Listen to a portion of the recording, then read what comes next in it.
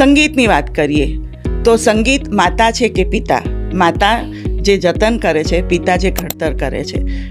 કયા સ્વરૂપે સંગીતે આપના જીવનમાં સ્થાન લીધું છે? એ બંને સ્વરૂપ સમયાંતરે જરૂર મુજબ બદલાયા છે. જી.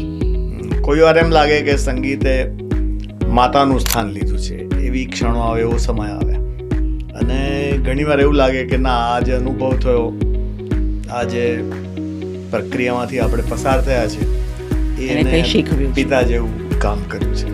એટલે ઘણીવાર એવી લાગણી પણ થઈ છે કે જે માતા દ્વારા આપણને મળતી હોય. જી. અને ઘણીવાર પિતા તરફથી જે શિસ્ત મળે, જી, અમુક રીતની એનો અભિગમ તમારો એ ઘડાય, એવું પણ